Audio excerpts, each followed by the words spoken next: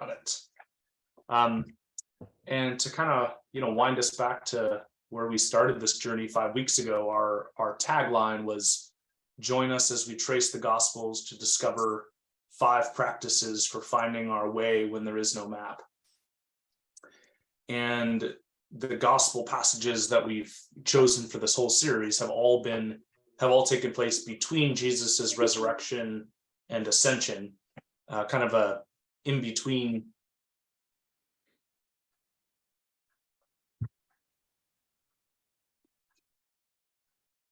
I got muted. Am I okay now? Yeah. Great. On the one hand, Jesus and God's reign have already come. And on the other hand, they've not yet reached their fulfillment or their perfection. So together we've explored the following practices. Week 1 was truth-telling, breaking bread, being present, and compassion. And we began the series with the same passage from John that we're going to use again tonight. On week 1, we focused on the first 7 verses, and today we're going to focus on verses 8 to 14. And our practice is tend the hearth. Tend the hearth. A book that has profoundly helped me in my walk with Jesus is written by author and pastor Arthur Boers. Some of you will recognize his name because we invited him out a few years ago to come lead a course as part of our OMG Tuesdays. But the book is called Living into Focus, Choosing What Matters in an Age of Distractions. He writes this: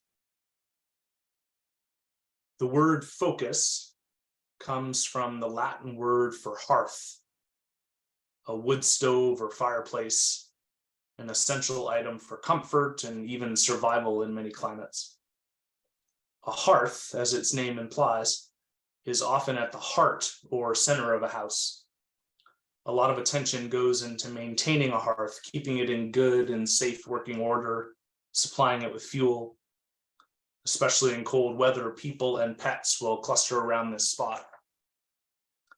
And I was reflecting on times in my own life when gathering around a fire has meant a great deal to me. And during the pandemic, I bought a fire pit for my backyard. And when people were forbidden from gathering indoors, I could invite some male friends over to be able to, gather around me outdoors at the hearth.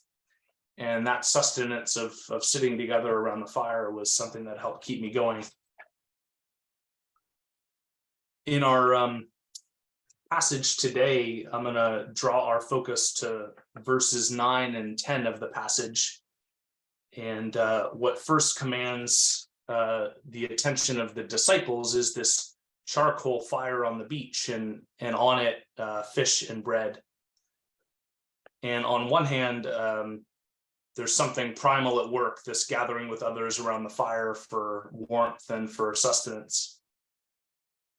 And on the other hand, there's this unique dynamic. Jesus invites these disciples to contribute from the bounty of what they've caught. So they've been up all night, they've caught nothing at first, they've been up fishing, and I'm sure they're cold and tired, and they take the time to count the fish. There's 153.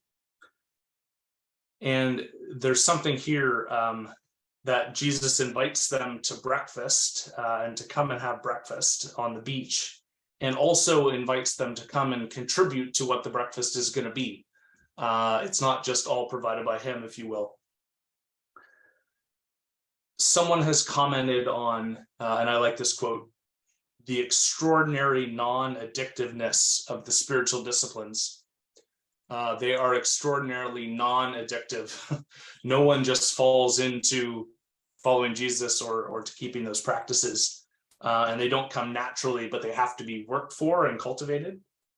And they demand our attention and focus and ongoing commitment. And there's something about a kind of practice that focuses us, that counters the kind of convenience culture that we live in. And there's something about a hearth or a fire or a place of gathering that requires our tending, our cleaning, our chopping. And Boers again writes, the first characteristic of focal things, practices, and priorities is commanding presence. They take energy and effort. They make demands on us. So I'm going to read this part of the passage here.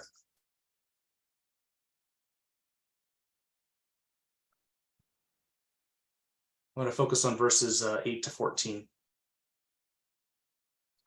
But the other disciples came in the boat, dragging the net full of fish, for they were not far from the land, only about 100 yards off. When they'd gone ashore, they saw a charcoal fire there with fish on it and bread.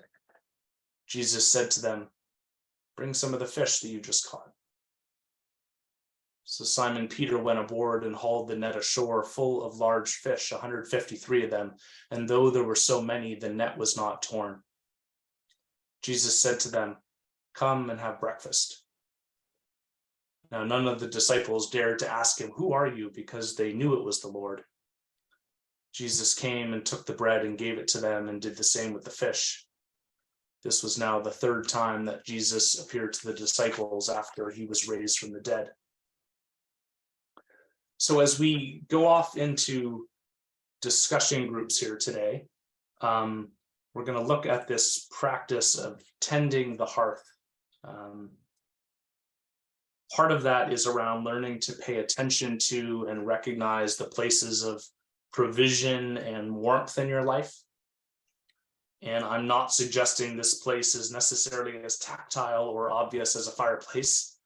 Perhaps it's a hobby that nurtures your soul, a friendship that brings you life. Maybe it's bringing more intentionality to a daily ritual like a morning cup of coffee or tea, or a park that you visit that keeps you grounded. The idea with tending the hearth is to try to do intentionally and on purpose what we might otherwise do only accidentally or occasionally. And it takes effort. At least for me, it's much more difficult to reach out to a friend than just search the internet, or much easier to grab something quick from the cupboard rather than take 10 minutes to cook something. And so as we come to the conclusion of these 5 weeks, and I wanted us to be able to think about what are those people and places and circumstances that help keep us going. And I've given our breakout group leaders some questions to kick things off.